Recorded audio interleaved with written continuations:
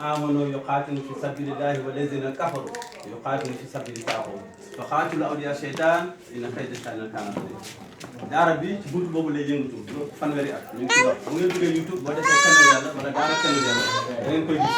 ñu ngi génnee vidéo yi bu baax parce que islam dafa am ñaari bopp dafa am professeur am docteur Cheikh na ins wal jinn islam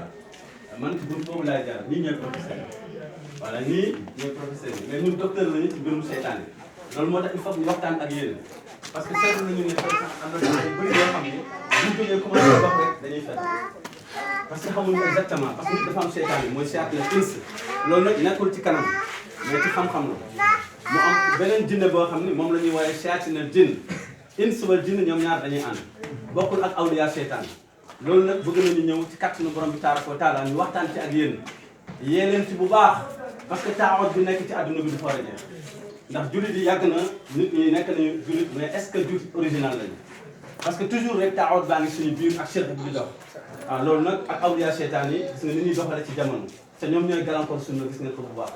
loolu nag daara bi loolu la taxaw ci kàttanu yàlla incha allah jëlee fi lépp loo xam ne xërëm la ak njabar lépp lu cheikh rek gis ngeen ko bu baax a baax ci kàttanu yàlla incha allah dañu demoon tournée Casamance léegi ñoo ngi soog a ñëw dañ fi jaaroon rek pour nuyu cheikh yi incha allah léegi ma doon leen nuyu rek incha allah ànd ak leen ñaanal yàlla bu baax ci kàttanu yàlla incha allah yéen ngeen a war a taxaw islam léegi daañu dellu si aaya bi allazina aoudu billahi min shaytan rajim bismillahi rahmani rahim allazina amanu yuqatilu fi sabilillahi walazina kafaru yuqatilu fi sabili taaxut fa xaatilu awliya seytaan inna kayda seytaana kaana da'iif waaw soo déggee yàlla subhanahu wa taala mu ne seytaan amul doole day fekk nga nekk muslim nag il faut que mu am xam-xamu kennal yàlla am xam-xamu sell am xam-xamu laab am xam-xamu setal ak doxalin bu dagal tàggat li ko ak musrik yi